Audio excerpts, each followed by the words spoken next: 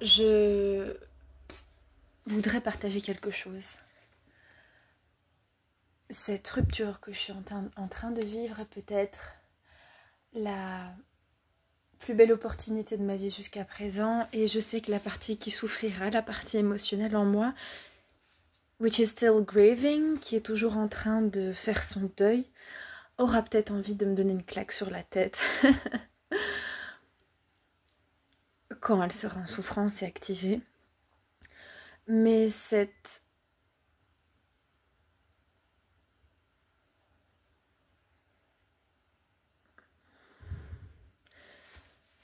séparation est peut-être une des meilleures choses qui me soit arrivée, parce que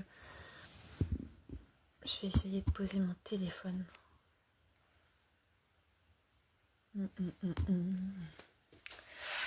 Oh, very nice. Voilà. C'est peut-être une des meilleures choses qui aurait pu m'arriver, parce que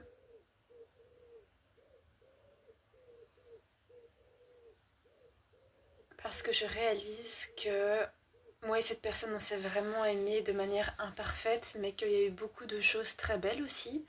Et quand je le dis, ma gorge se serre, parce que je le ressens vraiment. C'est que cette personne m'a donné beaucoup d'amour, beaucoup de tendresse, et ce sont des choses qui se sont imprimées à l'intérieur de moi. Et même si cette personne aujourd'hui ne fait plus partie de ma vie, même si elle est hors de mon quotidien, eh bien ce sont des choses qui se sont imprimées en moi et qui restent avec moi comme des petits cadeaux qu'elle m'aurait fait. C'est un petit peu comme des parents qui avec un enfant sont sécurisants émotionnellement. Et bien l'enfant, quand il grandira, il sera capable de porter cette sécurité en lui, peu importe où il va dans le monde. Et là c'est un peu pareil, c'est que cette personne m'a offert ce merveilleux cadeau de tendresse et de bienveillance et d'amour sincère.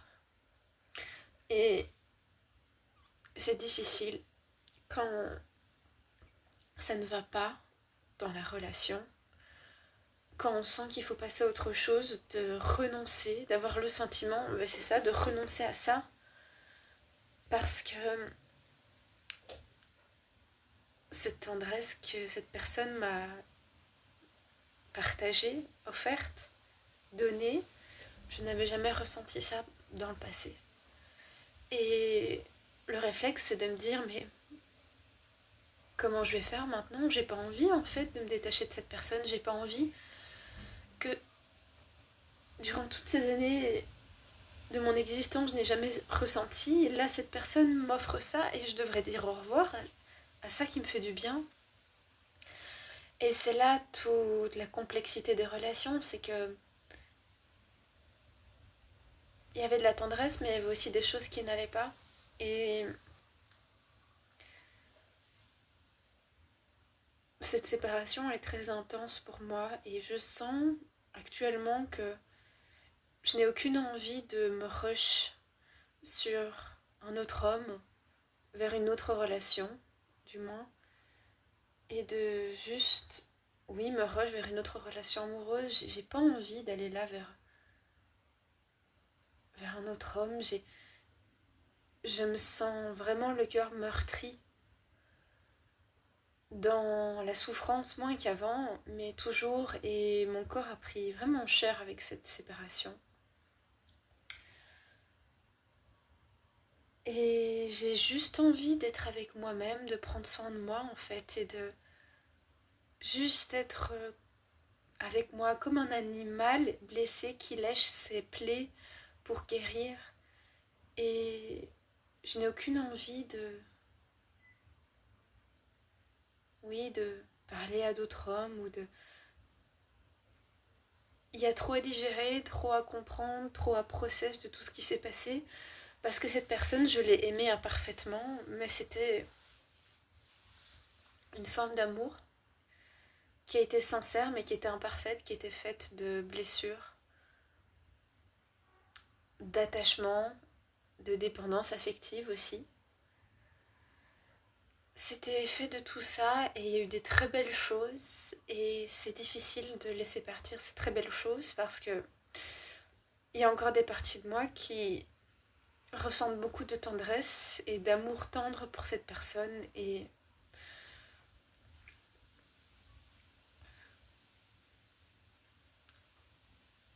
si je disais que c'est un cadeau, tout ça, c'est parce que ça m'apprend à ne plus, comme je l'ai fait par le passé, chercher autant à l'extérieur, mais en moi-même. Et il ne s'agit pas de s'aimer soi-même à 300% avant de rencontrer quelqu'un, mais c'est plutôt de... Je sais pas expliquer. Ça se ressent en fait à l'intérieur, ça s'explique pas ce genre de choses. C'est pas mental ou théorique, c'est dans la chair, dans le corps, les émotions, tout ça. Et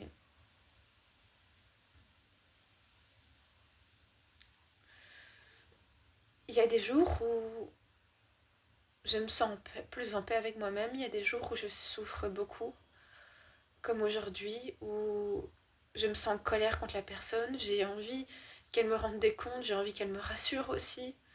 J'imagine qu'on se prenne dans les bras l'un de l'autre, mais je sais que je ne veux plus de ce lien tel qu'il était, que c'est... je n'en veux plus. Mais ça n'empêche qu'il y a des réminiscences, des fils dans mon cœur qui sont toujours connectés à cette personne et qui ont du mal en fait à se défaire et je pense que ça met du temps.